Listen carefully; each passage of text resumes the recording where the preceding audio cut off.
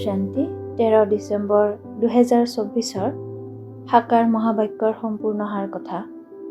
মৰমৰ সন্তানসকল, নিজৰ লক্ষ্য আৰু লক্ষ্যদাতা পিতাক স্মৰণ কৰা, তেতিয়া দৈবিগুণ আহি যাব। কাৰোবাক দুখ দিয়া, গ্লানি কৰা, এয়া সকলো হৈছে আখুৰি লক্ষণ।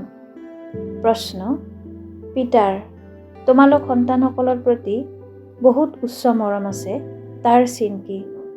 উত্তৰ: পিতাৰ যি মধুৰ শিক্ষা পোৱা, এই শিক্ষা দিয়াটোৱেই তেওঁৰ উচ্চ মৰমৰ চিন। পিতাৰ প্ৰথম শিক্ষা হ'ল 1. মৰমৰ সন্তানসকল, শ্ৰীমতৰ বাহিৰে কোনো উলট পালট কাম নকৰিবা। 2.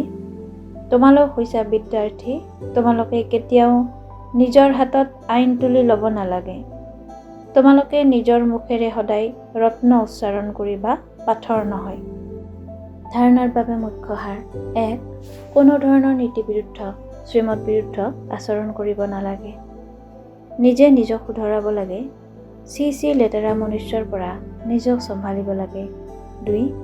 যদি বন্ধনমুক্ত হোৱা, তেন্তে পুৰা উৎসৰ্গিত হ'ব লাগে। নিজৰ মমত্ব নাইকিয়া কৰিব লাগে। কেতিয়াও কাৰো নিন্দা বা পৰচিন্তন কৰিব নালাগে। বেয়া অশুদ্ধ খেয়ালৰ পৰা নিজক মুক্ত কৰি ৰাখিব লাগে। বৰদান: সমৰ্থ স্থিতিৰ বুটাম সক্ৰিয় কৰি ব্যৰ্থৰ অন্ধকাৰ সমাপ্ত কৰোঁতা অব্যক্ত ফৰিষ্টা হোৱা। যেনেকৈ স্থূল লাইটৰ বুটাম সক্ৰিয় কৰিলে অন্ধকাৰ সমাপ্ত হৈ যায়, তেনেকৈ সমৰ্থ স্থিতি হৈছে বুটাম। এই বুটাম সক্ৰিয় কৰা, তেতিয়া ব্যৰ্থৰ অন্ধকাৰ সমাপ্ত হৈ যাব। এটি এটি ব্যৰ্থ সংকল্প সমাপ্ত কৰাৰ পৰিশ্ৰমৰ পৰা হাত সাৰি যাবা। যেতিয়া স্থিতি সমৰ্থ হ'ব, তেতিয়া মহাদানী, বৰদানী হৈ যাবা। কিয়নো দাতাৰ অৰ্থই হৈছে সমৰ্থ।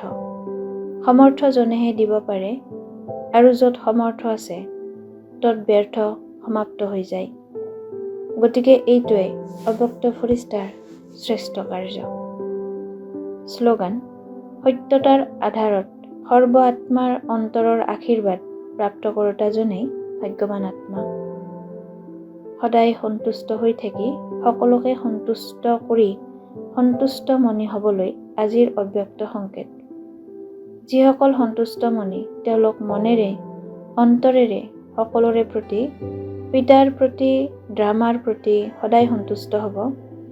তেওঁলোকৰ মনত, শৰীৰত সদায় প্ৰসন্নতাৰ লহৰ দৃষ্টিগোচৰ হ'ব। যেনেকুৱাই পৰিস্থিতি নাহক, লাগিলে কোনো বা হিচাপ কিতাপ নিষ্পত্তি কৰোঁতা আত্মা বিৰুদ্ধাচৰণ কৰিবলৈও আহি থাকক, বা শৰীৰৰ কৰ্মভোগ সন্মুখত আহি থাকক, কিন্তু সদৰ কামনাৰ পৰা মুক্ত আত্মাক সন্তুষ্টতাৰ কাৰণে সদায় প্ৰসন্নতাৰ ৰেঙনিৰে চিকমিকাই থকা তৰাৰ দৰে দেখা যাব। ওম শান্তি।